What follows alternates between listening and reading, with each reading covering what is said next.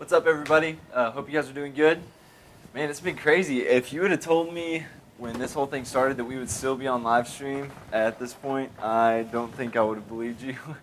um, Yeah, it's weird that this is still going on, and I think probably the weirdest thing, kind of we talked about last week, is we still don't really know when it's going to stop. Yeah. You know, one of the cool things about getting to be here on Fridays and Saturdays when people come get supplies is you actually get to have a little bit of interaction just with a couple people, and the question is always the same, like, when are we going to get back with everybody? And we still don't know, but we still hopefully can have those few moments where we can interact with each other, and we'll still get to do the live stream. Sunday, obviously we know we had some streaming issues Sunday morning with worship. Jeremy did come up and Steve and gave some time this week to record Steve's sermon so they could put it on there so you guys, if you didn't get to hear it, have the opportunity to go back and listen to that now. So, and I really encourage you. So it was really good, especially for the time we're in. Yeah. I thought Steve really spoke well to the time and just, as he always does, hit a home run with what he had to say. But once again, yeah, it's kind of just still weird.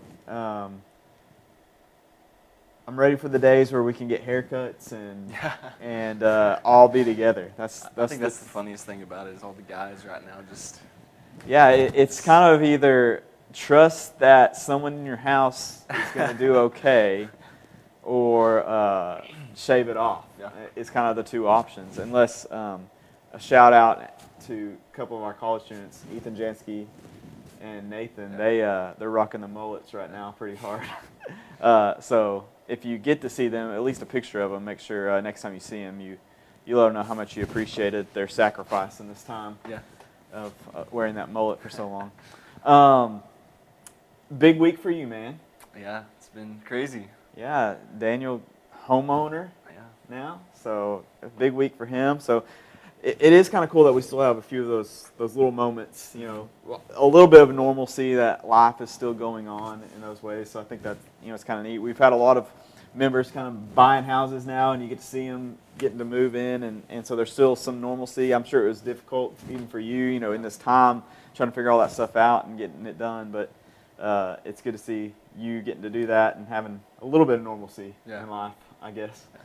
But hopefully you guys are all doing well still, and as we, I realize I just got to switch this back real quick. There we go. Oh no. I think, if you were on the live stream last week, Steve called out the elders for stealing his clicker to move slides. Go grab it real quick.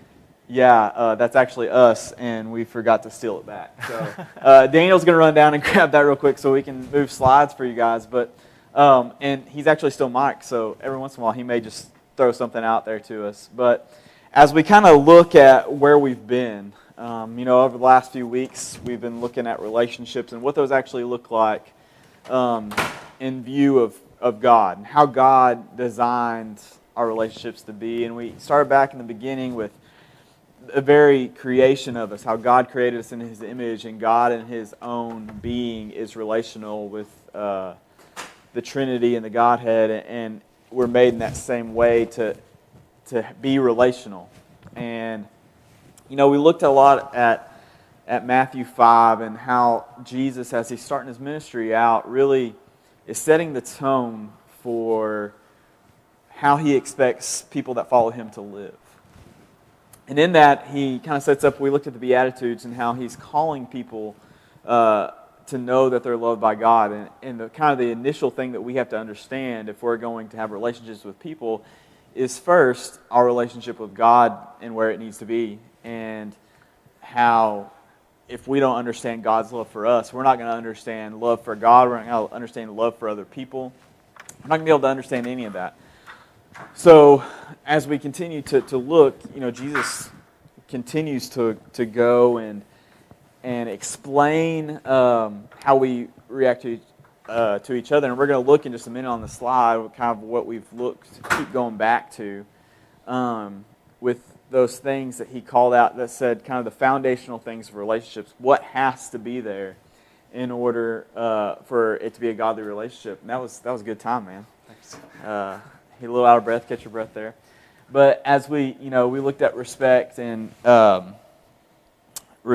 value and devotion, integrity, selflessness, radical, where even when it doesn't make sense sometimes, you still are there for people and do things that don't make sense to the world, but because of how Jesus has called us to be in relationships similar to how he is with us, he calls us to be a little more. And all of that, love the way that God's loved us. And that's what we spent a lot of time the past few weeks of looking at that idea of, in order for us to understand how we're supposed to love other people, we've got to understand how God loves us. And once again, all these are on our YouTube channel. You can go back. We don't want to spend too much time recapping so we can get into some new things. But really last week we started looking at, well, what does this actually look like? What is relationships actually supposed to look like for us whenever we look at what love is and all those things that we're called to do? How do we have respect in a relationship? How do we know that's there? How do you have devotion and those things and put value in it? And what does that actually look like for us? And as we were looking at realizing we have to be able to receive in order to give, we started looking at Romans 12, 1 and 2, and that idea of in view of God's mercy, viewing people in God's mercy the way God views us through his mercy. And that's really the base for being able to have relationships with people the way that Jesus has called us to have them. And after that, we kind of decided, after you get that view of God's mercy, you start to look at what Paul did next. And starting in verse 9, he starts to tell you, okay, well, this is what Christian relationships are supposed to look like. This is how people are supposed to interact with each other. So starting in verse 9, this is what Paul writes to the church in Rome in chapter 12. Let love be genuine. Abhor what is evil, hold fast to what is good. Love one another with brotherly affection. Outdo one another in showing honor. Do not be slothful in zeal, be fervent in spirit, serve the Lord. Rejoice in hope, be patient in tribulation, be constant in prayer. Contribute to the needs of the saints, and seek to show hospitality. Bless those who persecute you, bless and do not curse them. Rejoice with those who rejoice, and weep with those who weep. Live in harmony with one another. Do not be haughty, but associate with the lowly. Never be wise in your own sight. Repay no evil for evil, but give thought to what you do is honorable in the sight of all. If possible, so far as it depends on you, live peaceably with all. As we look at that, there's a lot of things in there that reference back to Jesus' words in Matthew 5 and how we interact with each other.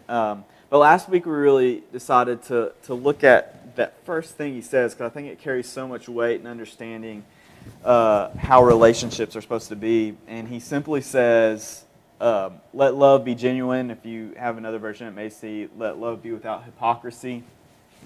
Abhor what is evil, hold fast to what is good. And last week we spent a lot of time looking at different instances where God shows us what real, genuine love is. We looked at John 3, and we looked at 1 John 3 and 4, and we looked at John 15 and 13 through 15, where he calls us to love like he loves, and really talks about what love, genuine love is and what it isn't. And we kind of got cut off before finishing our thought in 1 Corinthians 13. So we're going to jump back into 1 Corinthians 13 right now and kind of finish up that thought of letting love be genuine, or loving without hypocrisy. Because what that means is that it is possible to love with hypocrisy and for love to not be genuine. And obviously it's common enough that Paul is having to tell them, hey, you got to be careful that you don't let your love for each other to become, have hypocrisy within it, or it not to be genuine and real. And, we talked about a lot of those things, but Daniel, whenever you think about that, the difference between Hippocratic love or genuine love, what do you think some of the main defining factors are that we kind of looked at? I guess for me to kind of just sum up everything that we kind of talked about, or just kind of the way I view that right now in my understanding of it, is just like real love is whenever you're loving people with no strings attached. Like you're doing the things of love with no strings attached. It's not, I will do this if. It's more so, I'm just going to do this and be with you. More so than anything. And I think that's, that was a lot of the things that got brought out last week is Jesus, we love because God loves us. And so if we tie our love to other people, if it's supposed to be based on the love God gives us, we can only base it on the reason God loves us. And if anything that you are going to withhold love for, you got to be okay with God withholding that love from you for it. And that really strips down to what we are okay. In theory, we should be okay with allowing to come between our relationships and our love for people.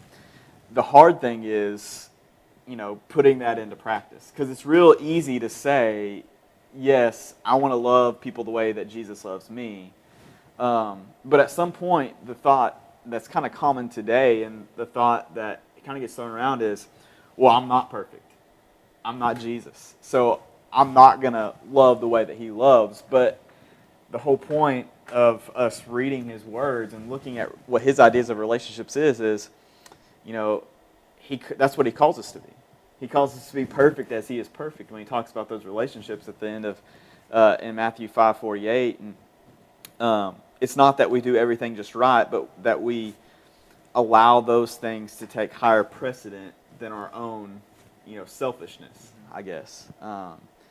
And so that idea of, well, I'm not perfect, I'm not Jesus, it just doesn't work, right? Like that's not an excuse that Jesus allows us to have. If we let those things come into our relationships, then we're guilty of, everything that it says people that hate people are guilty of, And so it's really important for us to let that genuine love be seen. And in 1 Corinthians 13, we talked about the things Paul says to start out the chapter, because we usually, I shouldn't say we usually, a lot of times I think when we go to 1 Corinthians 13, when we talk about love, we go straight to verse 4. Love is patient. And we're going to talk about that in a second. But the things he says before setting that up, if I speak with the tongues of men and of angels but do not have love, I have become a noisy gong or a clanging cymbal.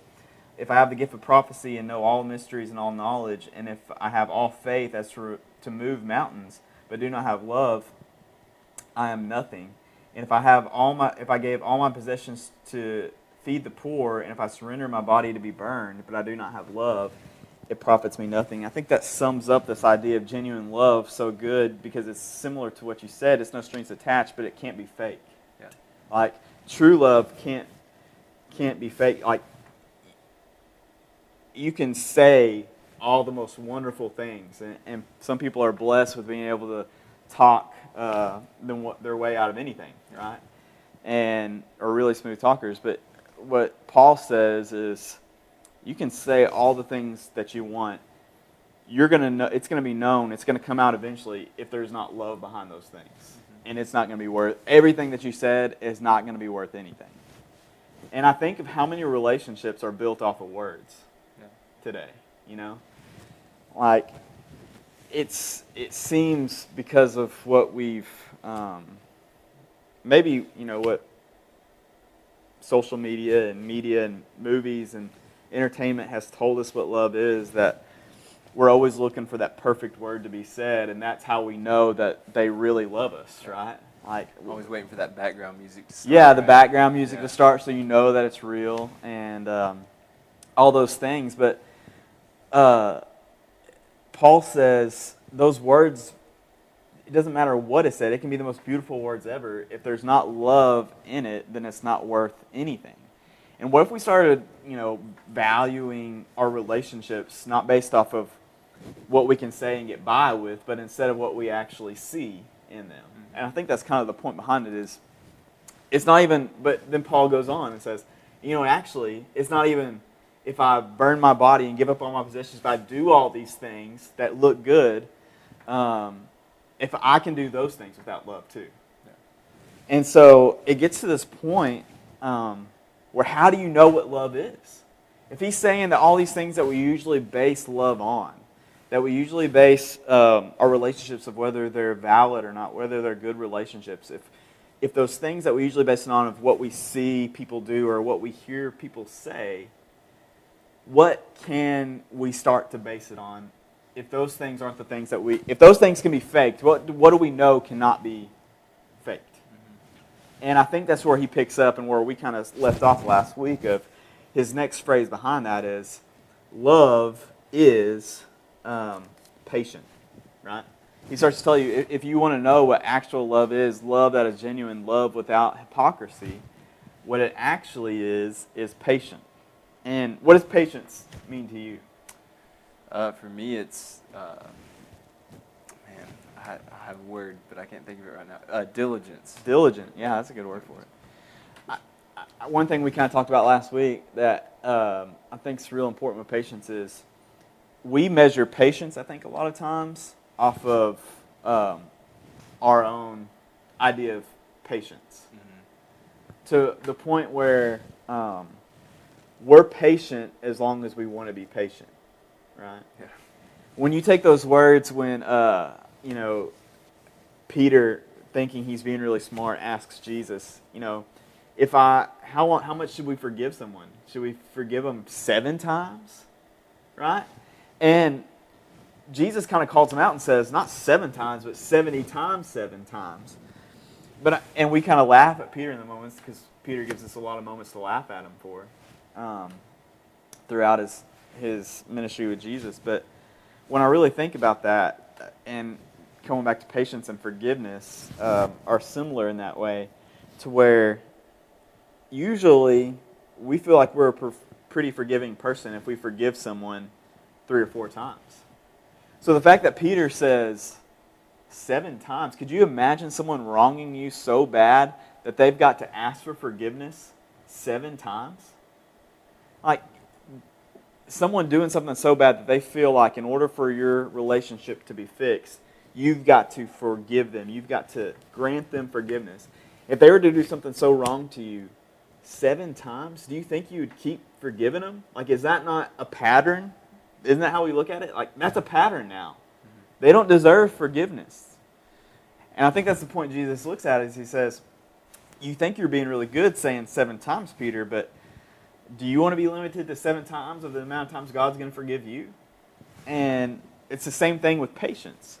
If we're patient with someone longer than how long most people are patient for, and then we lose our patience, I think what we're saying is, what 1 Corinthians 13 is saying is, you're not patient, right? Like, patience doesn't have an end. The end for patience is when Jesus comes back, right? And so as he says, love is patient. It's not all these things that we usually judge it on. It's patient.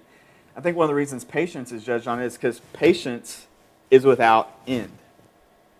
And all those other things can be faked for a time, but patience, while it can be faked for a time, there will always come a time, if it's gone, it wasn't patience. Mm-hmm. It was our idea of patience. Does that make sense? Yeah. So as we look at our, kind of how we looked, Jesus is patient enough with us that he gives it, we have to repent and turn towards him, but he's following behind us, offering that patience until he comes back. Yeah. And that's the end. And I think that if you want to know what real love in a relationship is, it's patient to the point that there is no end behind it. So do you think that, I guess what I'm hearing from you saying this right now is more of like a kind of faithfulness or even loyalty along those lines? Is that what we're kind of getting at here? I think so. I think, if we're trying to look at what genuine love is, and love that can't be fake or have hypocrisy in it, since we know that what that is, he tells us that there is those things. And before he lists the things that we usually associate with love and being able to test it, he says, hey, those things can be fake too. Mm-hmm. And when he comes and says what love is it's patient. patience is something that can't be faked, because once patient is not there, it's not patience anymore. Is that, and so it is kind of this idea of faithfulness that it's continually there. And then he follows that up with, love is kind. And how do you define kindness? It's a good question, man.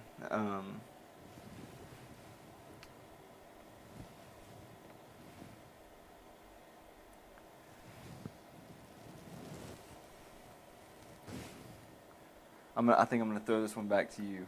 I like how you did that. Yeah. I think that's something. Kindness is another thing that it's an adjective used for people, but usually people who are described as kind, that doesn't mean nice. That doesn't mean good. That doesn't mean happy. When someone's described as being kind, I think that as a word that carries more than all those other things. Because someone that is, in my mind, someone that is kind always puts value on people, right? Kindness is part of that valuing people. And I think that kind of goes along with, patience too. Patience has a level of value. But kindness is something that I feel like, when people are kind to other people, that's something that can't be faked. I don't feel there's a lot of times where someone says, they may say that they're nice, they may say that they're loving even. They may say those things to them about people, and you look at me like, really? Like, I don't know that person, and that is not how I would describe them. I feel like people that are described as kind, and this is just personal, I guess, experience, people that are described as kind are usually that. I mean, it's an adjective that can't be fake, I guess, in my mind. In my experience of people who describe it, that kindness is just this goodness about you that has value with people and that doesn't go away. Like it's a constant thing. That kindness is, like patience, a thing that's constant. While happiness or niceness can go away, kindness is something that's always there, and only people that are constantly kind are described as being kind. Does that make sense? Yeah. So whenever you talk about genuine love, I think, through those things that we looked at in John, how John described it, and how Paul describes it here, and Jesus as well, how Jesus describes it, genuine love has aspects that are constant, I think is how I boil down that idea of let love be genuine. Yeah. Does that make sense? Yeah, and I guess that makes a lot of sense. And just when you try and put it into perspective of, we receive what we get from God, in the sense that that's always what God gives to us. Right. Yeah. And that's the thing, like we can rest in God because He never changes. Yeah.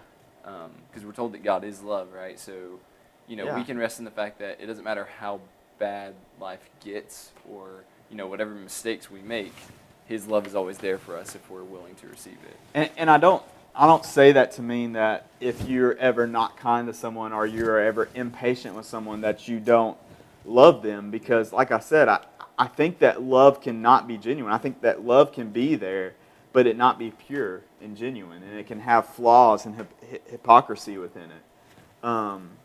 And while I don't think that's condemning you to say that your love is not genuine, I do think that if you evaluate your relationships with people and you're not kind and you're not patient with them, then you don't have the kind of love for them that God has called you to have, and you need to change that relationship. That's not a relationship that's how it's supposed to be.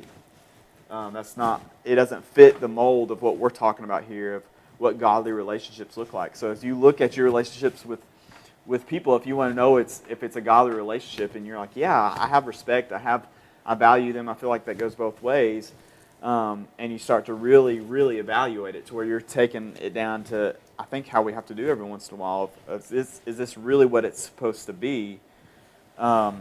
Is there a constant stream of patience and kindness within it? I think is kind of that next step of evaluating, does this relationship, am I putting in what I need to put into it? And is the other person putting in, as we talked about how it's got to be both ways, is the other person putting in that thing as well? And that kind of leads us to, I think, what he says next in verse 10. Let love be genuine, abhor what is evil, hold fast to what is good. The next thing he says is this idea of love one another. So he's still on love, explaining that relationships have to have love, but he says, love one another with brotherly affection and outdo one another with honor. Whenever you hear those phrases, love one another with brotherly affection, what does that mean to you? I guess for me, it just shows like the level of relationship that we're called to, in the sense that we should see each other as family. Yeah. Because I mean, there is a difference. You can, if you spend a day with someone around people they don't know, it's going to be a totally different reaction than spending a day with them with their family. It's just we show a totally different affection. In those regards, but and I think it has a lot to do that love one another, brotherly affection kind of goes back to the genuine love. Mm-hmm. I'm not faking it, because affection is something else that can be faked, but it's a little more difficult to fake. But usually affection shows realness and truth, and it makes me go back to what he goes on to say after what Paul goes on to say in describing love. Love is patient, love is kind. Love is not, when he describes what it's not, love is not jealous, love does not brag, and it is not arrogant. It does not act unbecomingly. It does not seek its own. It is not provoked. Does not take into account wrong suffered. When you talk about brotherly love, showing brotherly love with affection, or showing love with brotherly affection, and outdoing one another with honor, I think it goes back to this idea of being willing to be real, because it doesn't take into all these boasting and fake things that you put out to show that you're great. Because a lot of times when we hear outdo one another, it's like, okay, well, we're showing someone up. That's kind of where our mind goes. If we're going to outdo someone, we're going to do better than them. But he says, outdo one another with honor. And I guess maybe just in my own life, when I think about honorable people, how it's kind of been taught to me, honorable people are usually people that are stoic and without emotion, and oftentimes don't allow their emotions to change or really show affection. I think that's kind of what honorable has come on. But I think what Paul is saying is the honorable thing is to be affectionate. And we read it goes down a little later in Romans 12. He has this phrase where he says, "Rejoice with those who rejoice and weep with those who weep." I think if Jesus is the most honorable person that we have to look at, Jesus was not someone who was without showing affection, right? Jesus is the one who cried at the death of Lazarus. He's the one who, when people were hurting, he wouldn't shy away from them. He would go to them. When people felt unworthy, like the woman just wanting to touch his garment, he evaluated the system and made sure she knew, hey, you're not unworthy to me. And even with all those people, and with the Beatitudes, he's telling them, I know people have told you that you're all these things, but what you need to know is I love you. And I think so many times we feel like strength is shown without showing affection. Like the ability to not show affection is a matter of strength. And I think what Paul says is real love is people being able to know that you love them. And it's not just through showing those things, but it's genuineness behind showing those things. Because I think people can fake love with affection. They can, love can be faked through affection. But when you're outdoing each other with honor, I think that he's saying brotherly affection has to be brought into that for it to be truthful. And being willing to be, I think the best word I can think to describe it from my viewpoint is he's saying, be vulnerable with each other. Be vulnerable enough with someone that they can be vulnerable with you. That's how you're outdoing someone with honor and showing them brotherly affection is you're willing to be vulnerable enough yourself that others feel they can be vulnerable enough with you. That's outdoing them with honor. The honorable thing is to show brotherly affection. And I think that is humbling yourself enough to be being vulnerable and allowing that to show that love to someone. Like, I value you enough, I love you enough, I respect you, that I'm willing to show you affection. I'm going to make myself vulnerable and put myself out there to show you that I value enough to take whatever comes with it.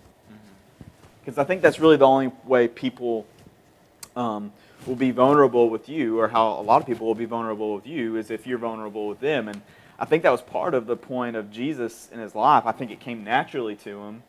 But whenever he cries with people, and whenever he gets with people that are just down and not good and sick and all these things, and he doesn't shy away from them. He goes up to them, these sinners, these tax collectors. One of the most powerful scriptures to me is the story of Matthew. Because even through Matthew, when he's going through all these miracles, right, of Jesus healing people, and Jesus, doing all these crazy things, in the midst of all that, he tells the story of Jesus calling Matthew to him. Because the biggest miracle to Matthew that Jesus did was to take him, a tax collector, the worst of the worst, who whenever he references himself, he's the only gospel writer that whenever it's listing the apostles, he lists himself as a tax collector, just to let everyone know, hey, I was a tax collector, and Jesus still came to me and allowed me to come. Having that being vulnerable enough that people feel like they can be vulnerable with you, and they can allow you to serve them, no matter what else they got going on. I think that's kind of what is the point behind him saying brotherly affection and outdoing one another. I think that's kind of what that looks like. Not outdoing one another by boasting or being jealous or proud, but instead kind of the opposite of being vulnerable enough to humble yourself and allow people to look at it. What comes to mind for you? Yeah. What kind of word jumps to you? I guess for me, this whole thing of outdoing one another, the first thing I think about is confidence, because normally, like we have competitions, stuff like that, where we're constantly trying to get first place, outdo everyone else, and through that, normally we are trying to find confidence. But this verse is kind of backwards for me, because like normally it's like if I'm trying to one up with somebody, I'm trying to say I'm better than you. But this is actually saying more so like I'm going to, lift you up. Yeah. Like I'm gonna outdo you in lifting you up. Yeah. And putting you above myself right now. Like that, it's almost like that's the competition. Who can push the other one up higher? That's what it seems like, just in my mind of thinking about that word. And I don't know. I guess that for me that fills in a gap that normally we try to fill ourselves. Because I know a lot of times whenever I hit those times of insecurity, I feel like I have to prove it to people. Yeah. Like I have to prove myself to people. Yeah. And so I'll start throwing things out like, oh, well, you should look at this, or, you know, like one time I did this one thing, or, you know, things like that to try and, you know, kind of gain something. Or even in conversation, if someone tells a story and I'm in a moment of insecurity, a lot of times I'll just come back with the story that I think is way better than theirs. Yeah. You know? Yeah. And it's just like that one-upping, but like I said, this just seems like this is, you know, how can I lift you up in a sense that you are getting fulfilled in this relationship. Another thing I guess I'll say about that is, you know, I think the whole idea of outdoing somebody in honor, it means that you have to have your confidence in the right place.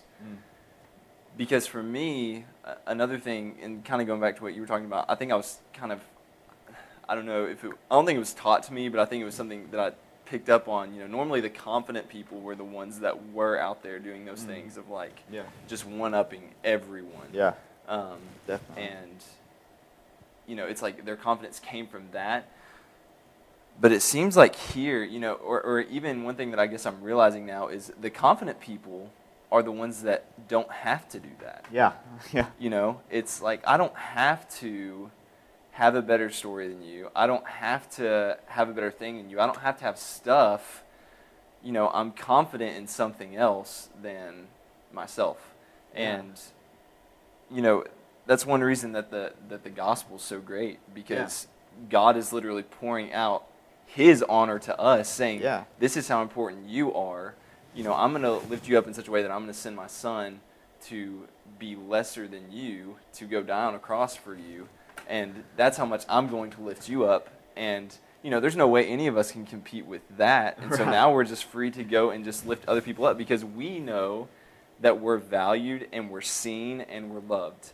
And I don't know, that's kind of where my mind goes with this passage. And it's so funny that you say that, right? With the gospel and God saying that. Because what did Jesus continually tell his disciples whenever they kept asking, hey, who's the greatest? Yeah. Hey, who's the best? Like, who is actually, you know, what's your tier program here? Like, am I a tier 1 apostle? Am I tier 2? You know, like how we like to do things. Am I the most honorable? And Jesus continually kept saying, hey, I'm going to tell you guys who are the most honorable.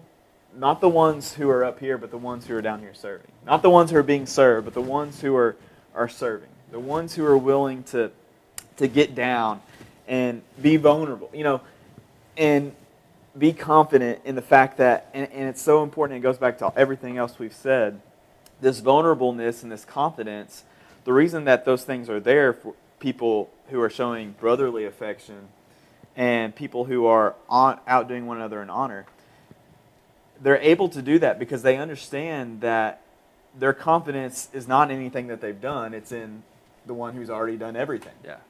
Right? That they're vulnerable is not because they can protect themselves, but because they're being protected by the greatest protector of all. Yeah. And when you're able to realize that and understand the confidence and vulnerableness that comes, the ability to be vulnerable comes because of who God is and what he gives us, you realize, hey, if I can let other people have that, there's so much freeness in that, right? In confidence, in having confidence in your salvation, and having confidence in you know, where you're going, and you know, like Steve talked about, not really worrying too much about what tomorrow is, because you know whatever tomorrow is in the hands of God, and having that confidence. But at the same time, willing to just put whatever you have out there because you understand that he's going to protect that too. And you're able to allow other people to feel that. There's so much freeness. And I think that goes back to love being genuine. I think that goes back to what relationships are supposed to be, because that's what God gives us in a relationship, is that ability to be vulnerable, that ability to be confident. If we can take that, what God gives us, and let that flow through us to where other people, when they're present with us or when we're present with them, and we're able to have that vulnerableness and that confidence that comes not from me, not from you, but from God, that we have, that we share with others. As our cup is overflowing with those things, you know, is flowing to others. I think that starts to look like the relationships that God calls us to have, because it's really easy to be able to respect someone even whenever it seems like you shouldn't respect them, whenever you realize you're getting respect from someone that you has no reason to respect you. Yeah. And whenever you're able to start viewing things that way, and you're able to start looking at your basing your relationship with others based on your relationship with God and what God's love looks like compared to our idea of what love is. Because so many times our idea of love and outdoing one another is not anywhere close to what Jesus said it was, right? But when we start looking at people like Matthew and the confidence he gets by being so vulnerable that he tells people, look, I was a tax collector. People hated me more than anybody. I was the most unworthy person. But yet I can tell you about Jesus because of what he continues to do in me. That confidence and vulnerableness seen in him and throughout Paul, who's like, hey, you want a sinner? Yeah. Like, I sin more than anybody. I was actually killing the people who were following Jesus. I'm the worst of all of you. Yet, I can tell you that in confidence. I can be vulnerable with you in confidence, knowing that God, what God can do through me, I can do for you. And because that's the only way that love is genuine and that real relationships is seen, I think. Well, and you even take Paul, for example. I mean, my faith totally changed whenever I actually looked at some of the stuff that Paul said and how vulnerable he was. Yeah. You know, because you look at the Romans passage where he's talking about, like, you know, y'all, there's things, sometimes the very things that I hate. Oh, man. Like, I do them. I don't know why I do them, but sometimes I still do it. And I was like, man, I can totally relate. Yeah, and, man. you know, you go to 2 Corinthians where he's talking about the thorn in the flesh that he has. And just hearing God say, my grace is sufficient for you, or, you know, and just seeing how God values us even in the times that we're not, you know, where we make mistakes and do those things. You know, Paul's saying, like, or in that his power is shown in our weakness, which is such a strange thing to think about. Yeah. But, you know, Paul is saying, look, I'm going to boast in my weaknesses now. Yeah. You know, kind of like Matthew. Right, you know, yeah. Paul's just like, yo, you know. Yeah. Outdoing one another is showing, you know, and not getting down on yourself and saying, like, well, you can just go do whatever you want, but I'm able to do this, the confidence, because of what God did through me. Yeah. You know, and that we can take confidence. You know, you're talking about Romans 7 with him saying, I do the very things I hate and all those things, this stuff. Just being able to sit with people and be real enough with people about what God does for you so they can understand what he can do for them. Yeah. It's something that doesn't happen enough because we've got so much pride, and I think if anything is the downfall of relationships, it's pride in ourselves, and I think that's, you know, kind of the recurring theme in all of this. But the ability to really let people see what, I think that's kind of what it is, right? That goes back to Matthew 5, let your light shine so that people see you and give glory to God. Yeah. You know, that's what relationships come down to. And if you are with someone, in a relationship with someone, are they, through you, seeing what God can do for them? And in turn, are they doing that for you? And it really starts to boil down to that, and you really get to see a lot of what that looks like through these passages, you know, Matthew 5, Romans 12, and a lot of others along the way. But yeah, I don't know if there's much else we can say about that. Vulnerable, confidence, outdo one another in those things, because that's the honorable thing, is to allow people to see where you get those things from, and as long as it's from God.